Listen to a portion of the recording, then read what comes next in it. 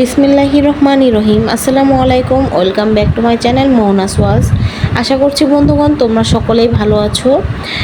আল্লাহর রহমতে আমিও খুবই ভালো আছি। চলে আসলাম আজকে নতুন একটি রেসিপি নিয়ে। অনেক দিন ধরে কোনো ভিডিও দেওয়া হচ্ছিল না, তোমাদের সাথে কোনো ভিডিওই শেয়ার করা হচ্ছিল না। আমি খুবই দুঃখিত ভিডিও না ছাড়ার কারণে। আজকে আমি যে ভিডিওটি তোমাদের সামনে নিয়ে এসেছি সেটি হচ্ছে আমের আচারের ভিডিও। তো আমি কিভাবে আমের আচার তৈরি করব সেই রেসিপি কিন্তু তোমাদের সাথে আজকে শেয়ার করতে যাচ্ছি। তো চলো তাহলে দেখে নেই। আচারটা দেখে জিভে পানি চলে আসছিল। তো শুরু করা যাক। ফার্স্ট এখানে আমি একটা পাতিল নিয়ে নিয়েছি। পাতিলে পরিমাণ মতো পাঁচফোড়ন নিয়ে নিয়েছি। পাঁচফোড়নটা নিয়ে ভালোভাবে ভেজে নিচ্ছি। তো যতটুকু পরিমাণ লাগবে এতটুকু পরিমাণই নিয়ে নেবে। আর এরপর ভালো করে পাটায় গুঁড়ো করে নিলেই হবে। এখানে আমি অনেকগুলো শুকনো মরিচ নিয়ে নিয়েছি। আর শুকনো মরিচগুলো কিন্তু একদমই চিকন শুকনো মরিচ ছিল, অনেক ঝাল যেগুলো সেগুলোই। তো আমি ভালোভাবে শুকনো মরিচগুলো তেল ছাড়াই ভেজে নিয়ে গুঁড়ো করে নিয়েছি। এরপর এখানে আমি সয়াবিন অয়েলটাই নিয়ে নিয়েছি। আর সরষের তেল ছিল না, তো সে কারণে সরষের তেল দিয়ে আজকে আচারটা বানানো হলো না।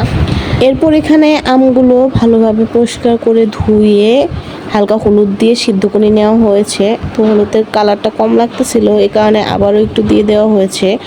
আর এরপর এখানে আমি তেলে দিয়ে দিয়েছি রসুন কুচি আর হচ্ছে তেজপাতা, দারচিনি, এগুলোই। তো যেগুলো পছন্দ করো তো সেই মশলাগুলোই দিয়ে নেবে। এরপর আমগুলো দিয়ে দেওয়া হয়েছে আর এরপর দিয়ে দিয়েছি মরিচের গুঁড়ো। যেহেতু এখানে অনেকটা পরিমাণে আম ছিল, তো এখানে 2 কেজির মতো আম হবে মনে হয়। তো এরপর এখানে মরিচের গুঁড়ো মানে ঝাল পরিমাণ অনুযায়ী দেওয়া হচ্ছে। আর এরপর অল্প একটু হলুদও দেওয়া হয়েছে। আগেও হলুদ দিয়ে দেওয়া হয়েছে, তারপরেও আবারও অল্প একটু দিয়ে দেওয়া হলো যাতে কালারটা সুন্দর আসে। তো যারা এগুলো পছন্দ করো মশলাগুলো তারা দিবে, না হলে দেওয়ার প্রয়োজন নেই। এরপর এই মশলাগুলো দিয়ে ভালোভাবে এখন উল্টিয়ে পাল্টিয়ে ভেজে নেওয়া হবে। আচারের জন্য বেস্ট তেল হচ্ছে সরিষার তেল। তো সরিষার তেল দিয়ে আচার বানালে কিন্তু বেশ মজা লাগে। আর আচারে সবসময় তেল বেশি থাকলেই কিন্তু আচারটা অনেক দিন পর্যন্ত ভালো থাকে।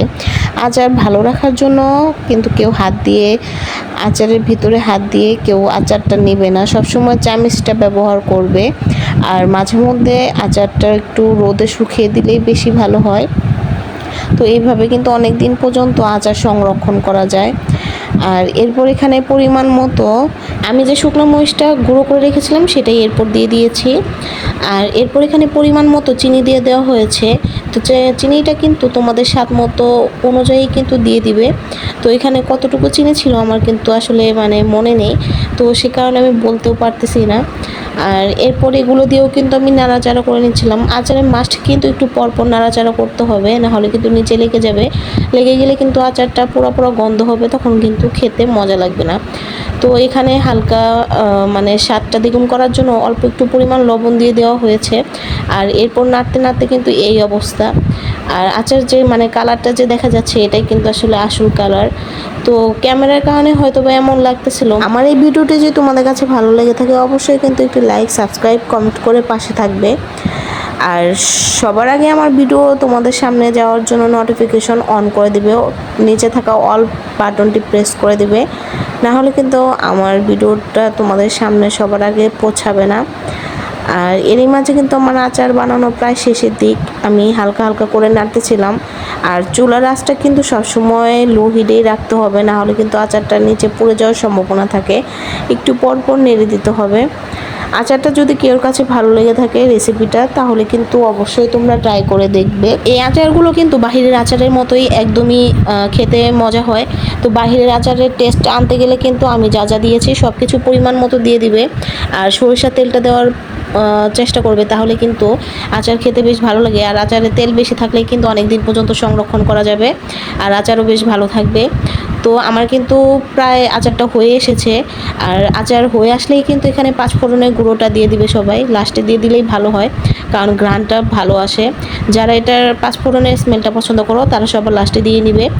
আর আজকে ভিডিওটি এখানে শেষ করছি। ভালো থাকবে বন্ধুগণ, আশা করছি ভিডিওটি অনেক বেশি ভালো লাগবে।